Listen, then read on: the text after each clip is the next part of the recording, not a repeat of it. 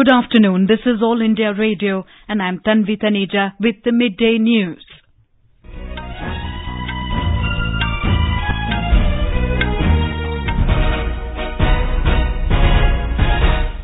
The headlines. Election Commission bars political parties from releasing election manifestos in the last 48 hours before polling for both single and multi-phase polling. YSR Congress releases full list of candidates for the upcoming Lok Sabha and Assembly elections in Andhra Pradesh. External Affairs Minister Sushma Swaraj arrives in the Maladivian capital Malé on a 2-day visit. At least 63 people killed by flash floods in Indonesia's eastern Papua province.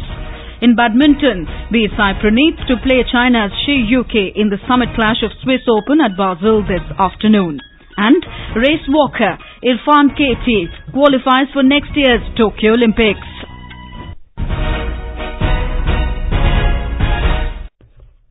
The Election Commission has barred political parties from releasing election manifestos in the last 48 hours for both single and multi-phase polling. In a statement, the Commission said it has now made the release of election manifestos a part of the Moral Code of Conduct, which is a set of rules to be followed by parties after elections are announced. Our correspondent has the details. As of now, there was no rule on timing of release of manifestos. To maintain the sanctity of Section 126 of the Representation of the People Act, the poll body said the manifestos for both single and multi-phase elections cannot be released in the last 48 hours before polling in all phases. Section 126 of the Act embodies election silence, which prohibits any form of election campaign in the last 48 hours before polling. According to the Commission, the provision will be applicable and implemented as part of the Model Code of Conduct for all future elections. With Dipendra Kumar, this is Rita Srivastava, AIR News, Delhi. The main opposition in Andhra Pradesh, YSR Congress, today released its full list of candidates for 25 Lok Sabha and 175 Assembly constituencies in the state that will go to polls on the 11th of next month. Only 2 candidates who were elected as party MPs in 2014 have been renominated. The party dropped Mekapati Rajamohan Reddy and YV Subbareddy. Rajmohan Reddy had represented Nellore and Subba Reddy represented Ongulu. Vara Prasad, who was Tirupati MP, has now been fielded for the Assembly from Gudur SC constituency. Modugula Venugopal Reddy, the TDP MLA who recently joined the YSRC, has been made the party candidate for the Guntur Lok Sabha seat. Former MP Vanga Geeta, who joined the YSRC last evening, is being fielded from Kakinada, while MLC MS Reddy, who too joined the party on Saturday night, will be fighting for the Ongulu Lok Sabha seat. YSRC chief YS Jagmohan Reddy released the list at Idupulapaya in Kadapa district. The NDA in Tamil Nadu, consisting of AIADMK and BJP among others, have named the specific Lok Sabha constituencies for them to contest in the forthcoming general elections. The major partner of the alliance in the state, AIADMK, will contest from Chennai South, Tirupur, Madurai and 17 other seats. The PMK has been given 7 seats, including Central Chennai and Dharmapuri. BJP will field its candidates in Kanyakumari, Coimbatore, Shivaganga, Ramanathapuram and Tuticorin. Vijayakant-led DMDK has been allotted Chennai North, Tiruchirappalli and 2 other seats. 4 other smaller parties will contest in as many seats, mostly in AIADMK symbol. For the 18 assembly seats that go for the by-polls, AIADMK and DMK will face each other. Congress MLA from Salepur Assembly constituency in Odisha, Prakash Behera, joined the BJP today. He had resigned from the Congress yesterday. Briefing media in New Delhi, Union Minister Dharmendra Pradhan said Mr. Behera's joining would be a tremendous strength to the party. Assam Gana Parishad, an ally of the Northeast Democratic Alliance, will contest on 3 Lok Sabha seats in Assam. The seats are Barpeta, Kalyabor and Dhubri. The decision was taken following a meeting between the top brass of AGP and BJP in New Delhi yesterday. The regional party will also get a Rajya Sabha seat.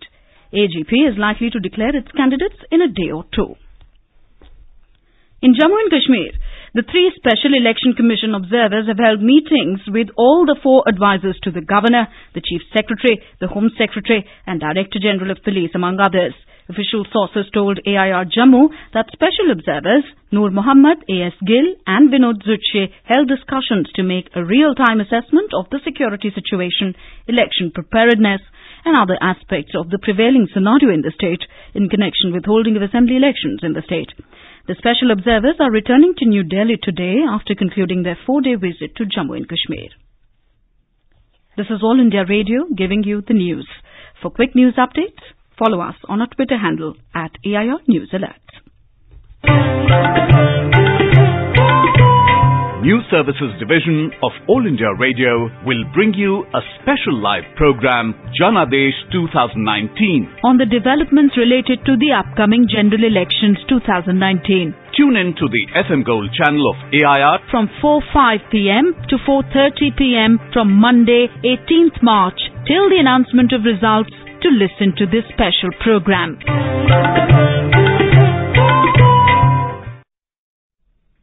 External Affairs Minister Sushma Swaraj arrived in the Maldivian capital Malé this afternoon on a 2-day visit. She is accompanied by Foreign Secretary Vijay Gokhale and other officials. Mrs. Swaraj is scheduled to hold a joint ministerial meeting to discuss cooperation on a wide variety of issues. Our correspondent reports that relations between the two neighbours have vastly improved after taking over of the new government in the Maldives under President Ibrahim Mohamed Solih. External Affairs Minister will have a meeting with her Maldivian counterpart Abdullah Sahid in a short while from now. A number of issues of bilateral cooperation including development assistance in the field of health etc. will come up for discussions during the meeting. The minister will call on Maldives President Ibrahim Solih and Parliament Speaker Qasim Ibrahim later today. The visit also assumes significance as Maldives is going for parliamentary elections on 6th of next month and there are cracks within government coalition. Santosh Kumar for AIR News from Colombo. Hundreds of Indian Americans in Houston protested against Pakistan over the Pulwama terror attack and urged the global community to hold Islamabad accountable for atrocities on minorities and sponsoring terrorism. Around 300 Indian origin people highlighted the plight of lakhs of Kashmiri Pandits and accusing Pakistan of providing safe havens to terrorist groups. They termed the Pulwama attack, in which over 40 CRPF soldiers were martyred, as an attack on India's sovereignty. There was heavy sloganeering against Pakistan, which the protesters termed as a terror hub. China today said the matter of it blocking India's bid to designate Masood Azhar as a global terrorist by the United Nations will be resolved. Talking to media in New Delhi, Chinese ambassador to India, Luo Chaohui, said this is only a technical hold and there is time for continued consultations. He said Beijing fully understands New Delhi's concern and the matter will be resolved.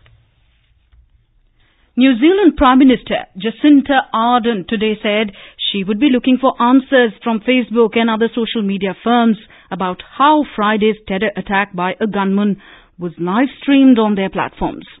As many as 50 mosque goers were killed in the attack. A video shot by the gunman who carried out the mosque massacre was live-streamed on Facebook before being removed by the company. The 17-minute live-streamed video was shared repeatedly on YouTube and Twitter and internet platforms. Ms. Ardern also said her office received a manifesto from the gunman minutes before the attack. The Prime Minister also reiterated her promise that there will be changes to the country's gun laws in the wake of the terror attack. 5 Indians were among the 50 people killed in the attack. In Indonesia, at least 63 people have been killed and 59 injured by flash floods in eastern Papua province. The floods in Sentani, near the provincial capital of Jayapura, were triggered by torrential rain and subsequent landslides yesterday. The National Disaster Agency said dozens of homes were damaged. It said the number of casualties and the impact of the disaster is likely to increase as search and rescue teams are still trying to reach other affected areas. Over 3,000 people have been forced to flee from their homes and take shelter elsewhere. Papua shares a border with Papua New Guinea on an island just north of Australia. Back home, several union ministers, chief ministers and BJP leaders today took the pledge of Main Bhi Chaukidar on Twitter following an appeal by Prime Minister Narendra Modi to his supporters. Mr. Modi, along with his cabinet colleagues, added Chaukidar before their names on the microblogging site.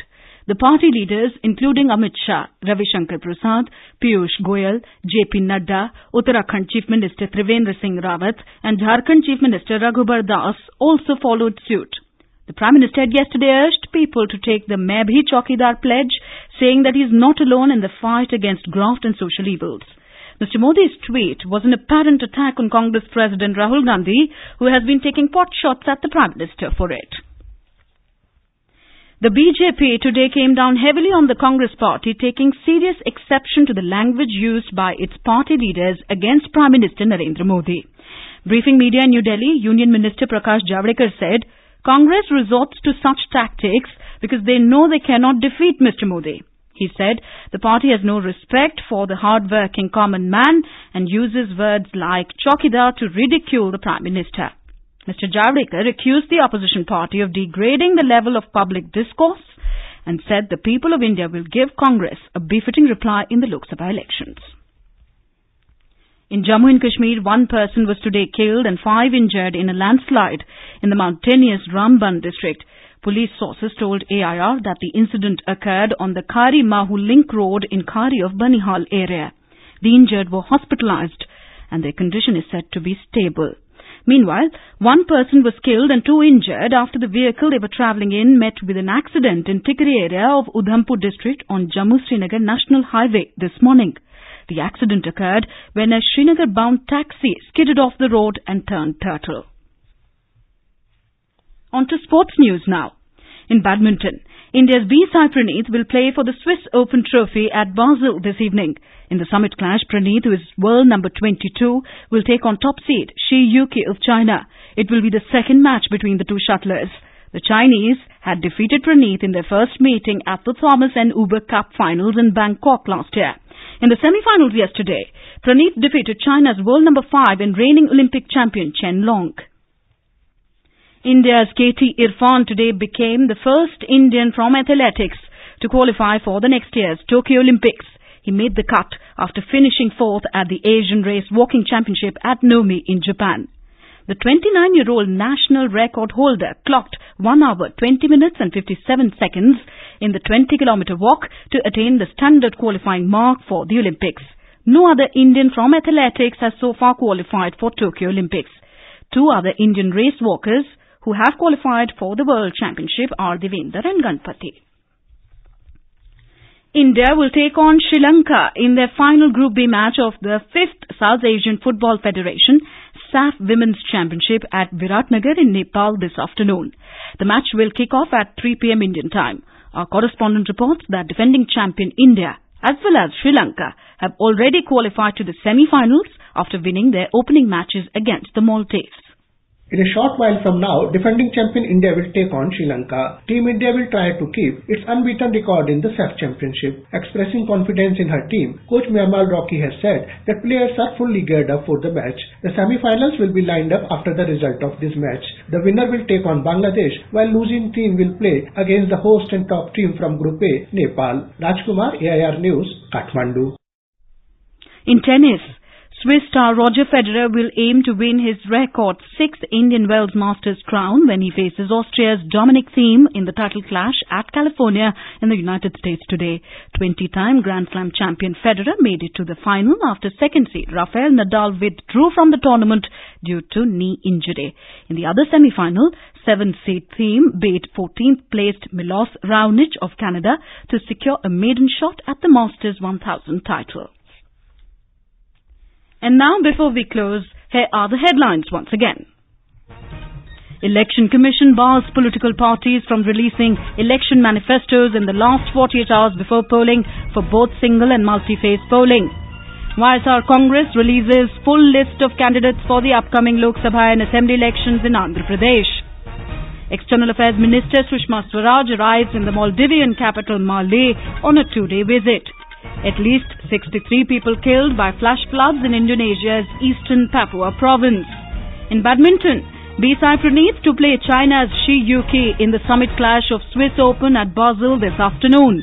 And race walker Irfan KT qualifies for the next year's Tokyo Olympics.